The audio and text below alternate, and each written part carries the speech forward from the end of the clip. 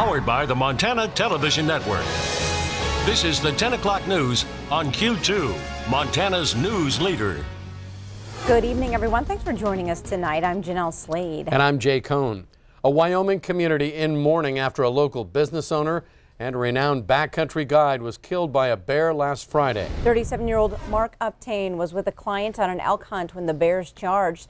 The man visiting from Florida escaped, but Uptain was left in the woods unable to fend off the two assaulting bears. Now that Florida man is recovering back at home. However, his guide's body wasn't found until later by search and rescue crews in the Teton Wilderness east of Grand Teton National Park. Hadass Brown spoke with Corey Shaban about the tragic incident.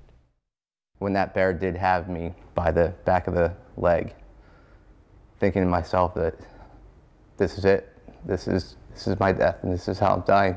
Two new friends on a hunting trip. Only one made it back alive. Mark Uptain was Corey Shaban's guide on the trip in Wyoming. They caught an elk Thursday evening and went back Friday to pack it up. We heard rocks tumble, and all of a sudden we turn around and we see two giant grizzly bears, full charge, coming right at us. The first bear went for Uptain, clawing him. As Shaban tried to load their pistol, the second bear attacked him. He swiped at me on my arm, and then he went around behind me and grabbed my back of my ankle, and he swung me by his jaws. I tried to throw the gun to Mark.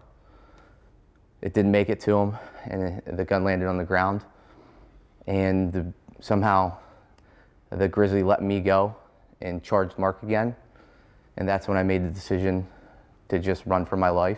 Rescuers airlifted Shaban to the hospital in Wyoming. Now he's back in New Smyrna Beach, still visibly wounded but able to walk. Emotionally, he's got a long recovery ahead. And the approach that he took in dealing with the bears probably saved my life. As Shaban continues to recover here in New Smyrna Beach, he tells me that Mark Uptain leaves behind a wife and 5 children. Reporting in Volusia County, Hadass Brown, WESH 2 News. A GoFundMe site has been set up for Uptain's wife and 5 children, and we're happy to report that in just 2 days, more than 1,000 people have donated more than $113,000. The site says those funds will go to the family to help alleviate financial difficulties in losing a husband and a father. For the second time in less than a week, another person attacked by an elk near Mammoth Hot Springs in Yellowstone National Park. This latest encounter similar to the one last Thursday where a bull elk charged a man and knocked him to the ground. Get over the fence! As you see in this Facebook video, a pair of tourists suddenly rushed by an elk and just barely able to escape.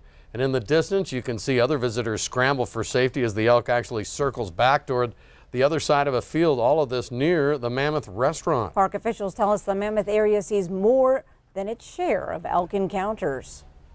You know, I think we have a larger resident group of elk that lives around Mammoth Hot Springs year-round, combined with, you know, Mammoth being a pretty popular destination. So those two things add up to more opportunities for people to get too close.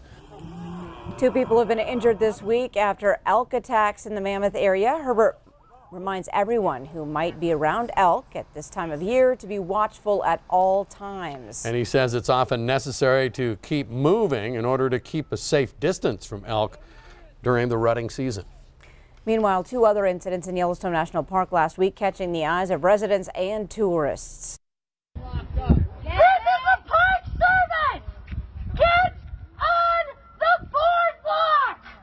On Friday, this man was caught on camera walking on the Old Faithful geyser, ignoring park official warnings. Now, witnesses say the man was arrested after the incident. Now, new video and pictures show what many believe to be the same man on yet another natural feature in the park. Kelly Koshik says she was visiting the park with her family last Friday when she took this video of the man near Barrel Spring, about 40 miles from Old Faithful.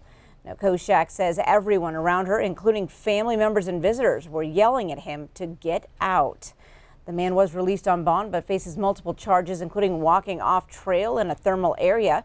Yellowstone Superintendent Dan Wank says the man's actions were against the law and the entire incident remains under investigation. Billings drivers are familiar with roundabouts, but do you know how to proceed when you meet a pedestrian at a roundabout? Oh, it's nice to know that new technology is ensuring that you do.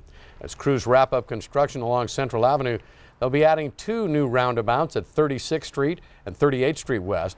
There's also 2 new pedestrian-activated push-button signals so people can cross the road safely. Those pedestrian signals are fairly new to Billings. So new, in fact, that the roundabouts out on Shiloh don't have them because they were put in before the Federal Highway Administration mandated them. It's all an effort to keep traffic moving, even pedestrian traffic. Being courteous with pedestrians, abiding by state laws that are on the books that require you to yield to pedestrians. Drivers within the city limits, I believe, could do a better job in keeping everybody safe. And in case you're wondering, city engineers say those new pedestrian crossings should be complete by the end of October. Turning to weather, Bob, there's some very scary video out of Virginia tonight. Well, yeah, this is all part of Hurricane Florence. Of course, we know they cause winds, they cause a lot of flooding. They also cause tornadoes. 1 touchdown today in Midlothian, Virginia. This is a western suburb of Richmond, Virginia, the capital city there. And you see right here on your map there. But let me show you what it looked like as this tornado was blowing its way across the interstate and what they call the turnpike. That's the roof of a gas station being lifted off by that tornado.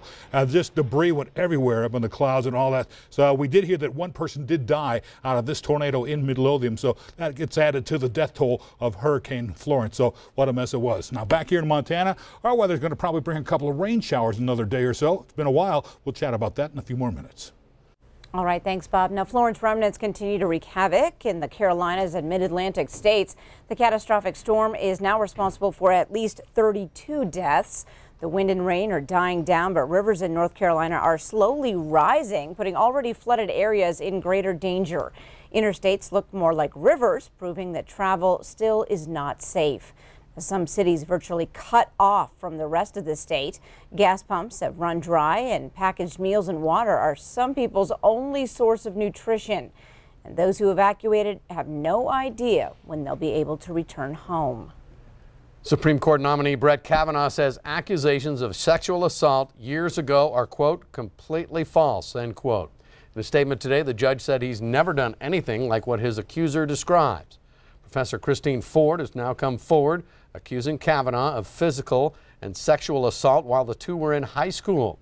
Both Ford and Kavanaugh say they are willing to testify to Congress about the allegations.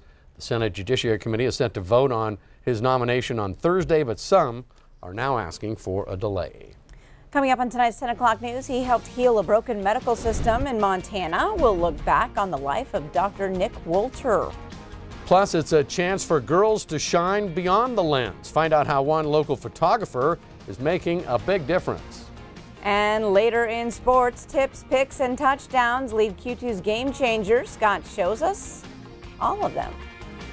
You're watching MTN News with Jay Cohn and Jeanelle Slade. Storm Tracker weather with Bob McGuire. And sports with Scott Green.